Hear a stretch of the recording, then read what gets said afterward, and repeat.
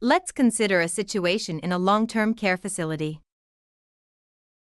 A resident, Mr. Johnson, who has mild cognitive impairment, expresses a romantic interest in another resident, Mrs. Sue. Both have formed a close bond over the past several months, spending time together daily, and Mr. Johnson has told staff that he wants to engage in a more intimate relationship with Mrs. Sue. As a healthcare worker, you notice that Mr. Johnson sometimes forgets details about his day and occasionally has trouble recalling names or events. However, he is usually aware of his surroundings and capable of making decisions about his daily activities, like what he wants to eat or wear. Mrs. Sue, on the other hand, is cognitively aware, and she appears to reciprocate Mr. Johnson's feelings. In this scenario, staff need to assess whether Mr. Johnson has the capacity to give informed consent to engage in a romantic relationship. His mild cognitive impairment complicates the situation, but it doesn't automatically mean he cannot consent.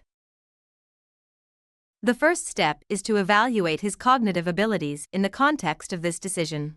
Does he understand the nature of his feelings and the type of relationship he wants to pursue? Can he communicate these desires clearly? Does he understand the potential consequences of engaging in an intimate relationship? Assessing capacity to consent in cases of cognitive impairment is a legal and ethical matter, but it's also about respecting Mr. Johnson's autonomy.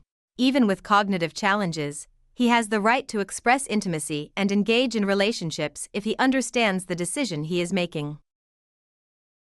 Here are some questions to consider. Does Mr. Johnson understand what intimacy means in the context of his relationship with Mrs. Sue? This includes understanding what physical or emotional closeness entails and the ability to reflect on how he feels about Mrs. Sue. Can Mr. Johnson communicate his desires and preferences clearly? He should be able to express his feelings and what he wants from the relationship in a way that shows understanding. Does Mr. Johnson understand any potential consequences?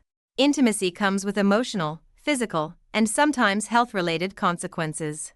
Does he understand what could happen as a result of his choices? If Mr. Johnson is deemed to have the capacity to consent, it is important for staff to support both residents in their relationship while ensuring their privacy and dignity.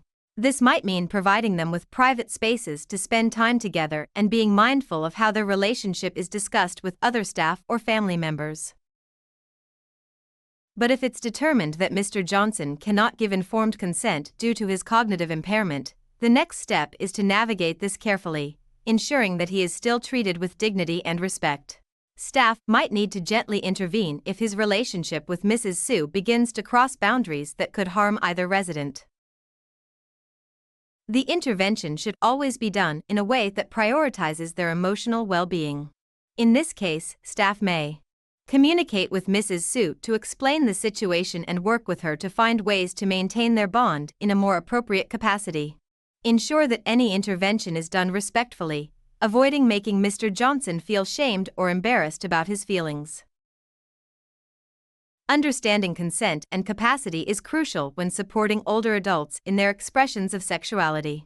By assessing capacity carefully and providing appropriate support, we can ensure that individuals like Mr. Johnson maintain their autonomy while staying safe and protected.